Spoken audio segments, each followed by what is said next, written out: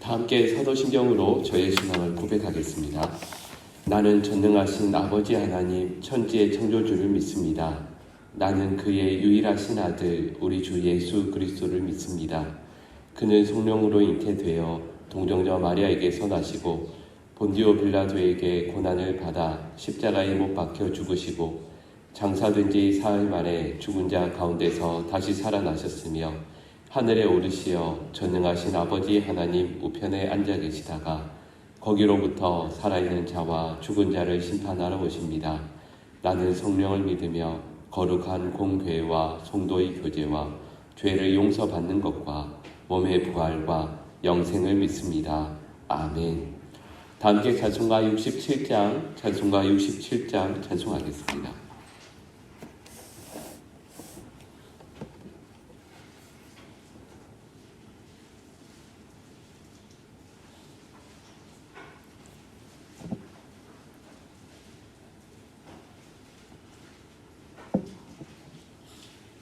찬송가 67장 영광의 왕께 다 경배하며 우리 함께 찬송하겠습니다.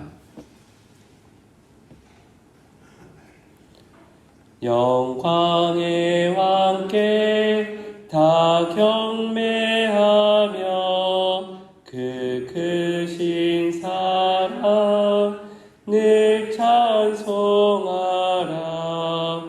옛부터 영원히 참 방패시니 그 영광의 주를 다 찬송하라. 능력과 은혜 다 찬송하라. 그 옷은 햇빛 그 집은 궁창 그 물의 소리로 노노하시고 폭풍의 날개로 달려가신다. 저 아름답고 놀라운 일이 가득한 이 땅 다 주의 조화 그 힘 정명에 더 잡히나니 저 푸른 바다는 옷자락이라. 질그릇같이 연약한 인생 주 의지하여 내 강건하리. 온 백성 지으신 만왕이시니 그 자비 영원히 변함없어라.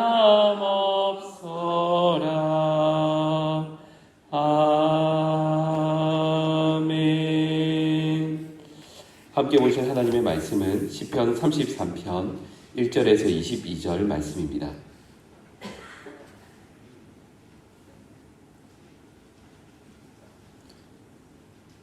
시편 33편 1절에서 22절 말씀입니다.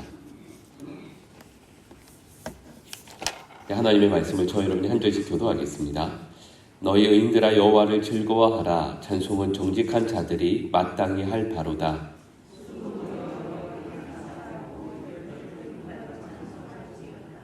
새 노래로 그를 노래하며 즐거운 소리로 아름답게 연주할지어다.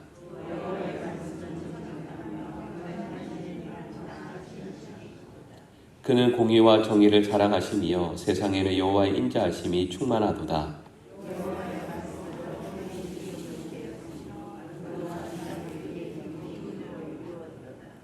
그가 바닷물을 모아 무더기같이 쌓으시며 깊은 물을 곳간에 두시도다.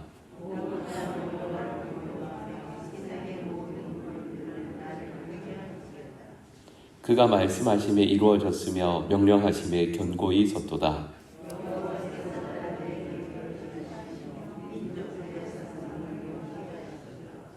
여호와의 계획은 영원히 서고 그의 생각은 대대 이르리로다.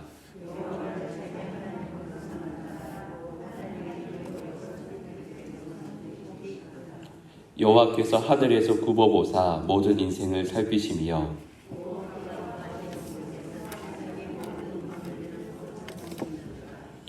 그는 그들 모두의 마음을 지으시며 그들이 하는 일을 굽어 살피시는 이로다.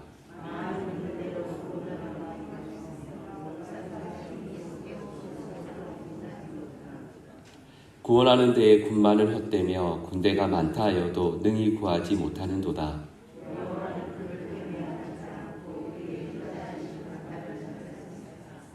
그들의 영혼을 사망에서 건지시며 그들이 굶주릴 때에 그들을 살리시는 도다.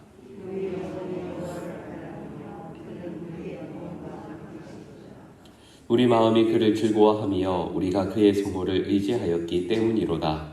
여호와여, 우리가 주께 바라는 대로 주의 인자하심을 우리에게 베푸소서. 아멘. 방금 읽은 이 시편 33편 말씀은 하나님을 찬양해야 할 이유와 내용에 대해서 말씀하고 있습니다. 그래서 크게 두 부분으로 나눌 수가 있는데요. 1절에서 3절 말씀을 보시면 비파와 수금 같은 악기는 물론이고 또 새 노래, 또 즐거운 목소리로 하나님을 찬양해야 할 것을 말씀하고 있습니다. 그리고 그 이유와 내용을 4절 이하에서 22절까지 말씀하고 있습니다. 먼저 앞부분 내용을 보시면 1절에서 3절 말씀을 보시면 온 세상의 피조물들이 하나님을 찬양해야 한다라고 말씀하고 있죠. 네, 여러분, 근데 그 가운데에서도 특별히 1절 말씀을 보시면 특별히 의인들 그리고 정직한 자들이 하나님을 찬양해야 할 것을 말씀하고 있습니다. 여러분, 저희가 생각하면 의인 그리고 정직한 자라고 하면 머릿속에 떠오르는 어떤 이미지들이 있지 않습니까? 이런 분들이 의인들이고 또 이런 분들이 정직한 분들이겠구나, 정직한 사람들이겠구나 라는 생각이 당연히 있죠. 근데 오늘 이 시편 33편 말씀은 오히려 그렇게 접근하는 것이 아니라 이 의인들 그리고 정직한 자들이라는 것은 모든 피조물들 가운데에서 하나님께서 나에게 주신 삶의 이유와 목적, 내가 무엇을 위해서 살아야 하는가를 정확히 아는 사람인데요.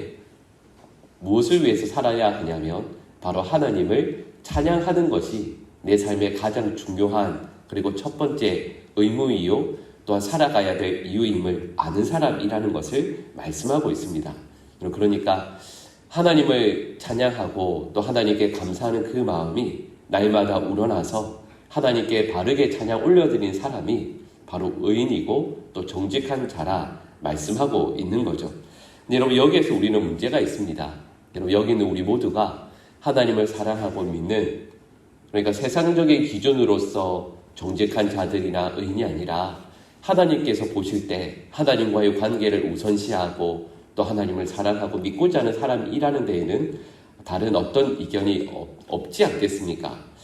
그런데 저희들 오늘 본 말씀에서 이야기하는 것처럼 하나님을 늘 찬송하고 또 하나님께 영광 올려드리는 사람으로 살 수 있는가 하면 여기에 대해서는 우리가 그러지 못할 때가 참 많다라는 고백을 할 수밖에 없습니다. 물론 감사하고 기쁠 때에는 찬송하게 되죠. 여러분, 그리고 저희가 지난 주일에도 찬양 대회를 함께 했었는데 그렇게 감사하고 기쁠 때 그리고 내 곁에 있는 누군가가 그렇게 찬송할 때 절로 찬송이 나오게 되죠. 근데 문제는 무엇이냐면 우리가 고난을 당할 때면 그런 마음들을 어느샌가 다 잊어버리게 된다라는 겁니다.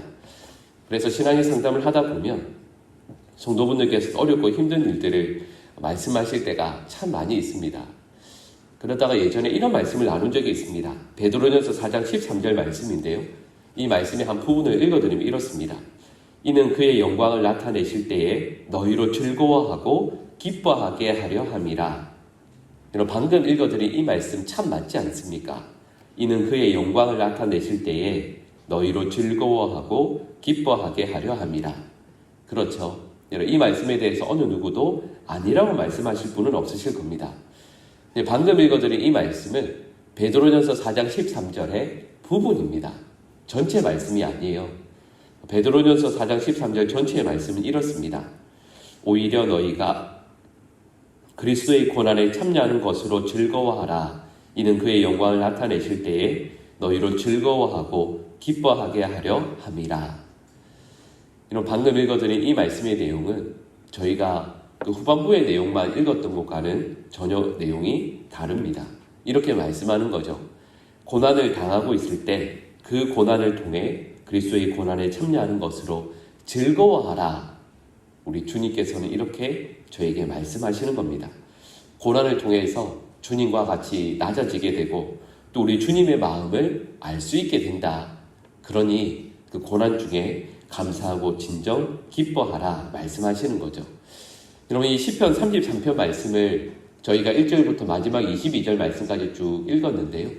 여러분 읽으시면서 혹시 고난이나 괴로움이라는 단어가 한 번도 등장하지 않는다라는 생각 아마 하셨을지 모르겠습니다. 여러분 이 시편 33편 말씀에는 고난이나 괴로움이라는 단어가 한 번도 안 나옵니다. 여러분 저희가 시편 말씀의 배경들을 다는 아니랄지라도 어느 정도로 알고 있지 않습니까?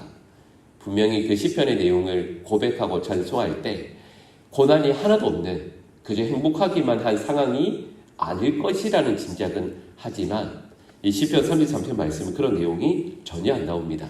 왜 그럴까요? 왜냐하면 여러분 찬송이 우리의 마땅한 삶의 이유이고 어떤 환경과 상황에서도 하나님을 찬양하는 것이 내 삶의 이유라고 고백하는 그 사람은 삶의 고난과 괴로움이 그 마음 가운데 자리 잡을 수 없기 때문입니다. 분명히 상황은 괴로움이죠. 상황은 힘듭니다. 그런데 그 찬송이 하나님을 향한 찬양이 그 마음과 삶에 가득 차게 되면 그 괴로움을 마음에서 밀어내게 된다는 거죠. 그리고 이 말씀을 함께 나누는 우리 모든 성도들의 심령과 삶에 하나님을 향한 찬양과 아름다운 고백이 가득 차게 되실 수 있기를 간절히 축복합니다.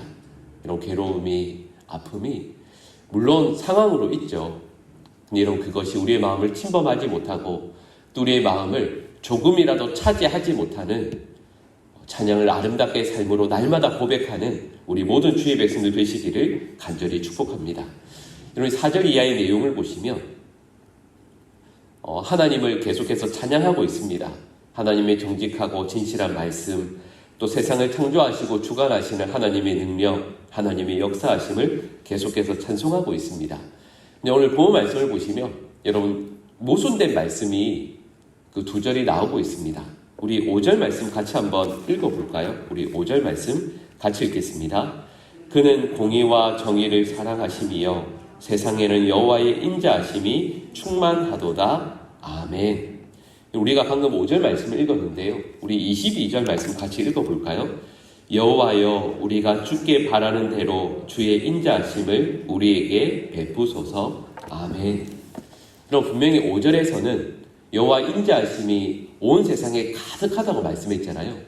근데 22절 말씀에서는 인자하심이 마치 부족한 것처럼 주님 인자하심을 저희에게 더 베풀어 주십시오. 이렇게 찬송하고 있습니다. 여러분 이게 5절 말씀과 22절 말씀이 서로 내용이 어긋나는 것 같습니다. 그런데 여러분 이것은 좀 차이가 있습니다. 5절에서 말씀하고 있는 인자는 이런 거죠. 이 세상을 보존하기 위해서 필요한 하나님의 은혜를 의미합니다. 저희가 말하는 일반 은총이죠. 예를 들면 공기, 물, 지구의 자전, 지구의 공전, 온 세계가 하나님의 뜻 가운데 계속해서 운영되고 있는 하나님의 일반적인 은총을 이야기합니다. 누구에게나 베풀어지는 은총이요. 하나님을 믿는 사람이든 믿지 않는 사람이든 안 믿는다고 해서 비가 내리지 않는 것은 아니지 않습니까? 그러니까 누구에게나 베풀어 주시는 일반적인 주의 은혜를 의미하죠. 여러분 그래서 19절 말씀을 보시면 사망과 기근 중에서도 하나님을 바라는 사람에게 여러분 사망과 기근이라는 것은 누구에게나 있는 어려움 아니겠습니까? 그런데 22절에서 말씀하고 있는 이 인자라는 것은 특별히 하나님을 믿는 사람에게 그 믿는 사람이 하나님께 간절히 구하는 중에 베풀어 주시는 주의 은혜를 의미합니다. 그러니까 주님께 간구하고 또 주님을 바라보는 자에게 베풀어 주시는 하나님의 인자하심을 의미하는 거죠. 그래서 방금 말씀드렸던 것처럼 19절 말씀을 보시면 사망과 기근이요. 그러니까 온 세상 사람들이 모두가 겪을 수밖에 없는 그 어려움 중에서도 하나님을 바라는 사람에게 주시는 특별한 인자를 달라고 기도하고 있습니다. 그러니까 이런 거죠. 5절 말씀은 누구에게나 베풀어 주시는 일반적인 은총으로 사람은 살 수 있습니다. 안 믿는 사람들도 그래도 살 수 있잖아요. 안 믿는다고 해서 하루하루 매일 지옥 같고 도무지 살 수 없을 것 같아서 교회로 기어 나오는 것은 아니지 않습니까? 살 수 있죠. 그런데 이 시편을 고백하는 사람은 이렇게 말씀하는 거죠.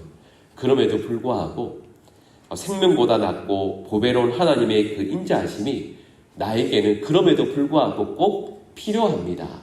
그래서 22절 말씀처럼 바라는 대로라는 표현을 쓰고 있는 겁니다. 하나님, 세상의 모든 사람들이 하나님이 없어도 살 수 있지만 하나님, 저는 하나님이 없이는 살 수 없습니다. 하나님, 저에게 하나님의 특별한 인자를, 그러니까 하나님을 믿는 사람에게만 베풀어 주시는 하나님의 임재, 하나님의 도우심, 하나님의 함께하심. 비록 세상의 사람들과 똑같이 고난과 어려움을 당하는 것 같아도 여전히 나와 함께하시는 하나님의 그 임재를, 하나님의 도우심을 경험케 하여 주시옵소서. 그것을 날마다 더욱더 구하고 바랍니다. 하나님, 저에게 하나님의 특별한 은총을 베풀어 주십시오 라고 기도하고 있는 거죠. 간구하고 있는 겁니다. 그러니까 오늘 이 본문 내용의 말씀은 어쩌면 세상의 사람들도 어느 정도 해당되는 내용이 있지 않겠습니까? 그럼에도 불구하고 세상의 사람들과 전혀 다르게 찬송하고 감사할 수 있는 이유를 고백하는 하나님의 백성, 그리고 그 이유를 아는 사람이 오늘 말씀처럼 의로운 사람이고 진리 가운데 서 있는 사람이라고 이 시편 기자는 말씀하고 있는 거죠. 여러분, 이 내용들을 저희가 생각하면서 저희가 오늘 하루 찬송으로 우리의 삶을 가득 채워야 될 이유를 다시 한번 발견하게 됩니다. 여러분, 저는 우리 모든 성도들이 오늘 하루 우리의 심령과 또 우리의 입술에 하나님을 향한 아름다운 찬송으로 가득 채워서 세상의 어떤 어려움과 괴로움이 우리의 삶을 침범하지 못하게 되는 우리 사랑하는 모든 주의 백성들 되시기를 간절히 축복합니다. 또 오늘 김장도 있어서 또 수고하시고 애쓰시는 분들도 많이 계실 텐데요.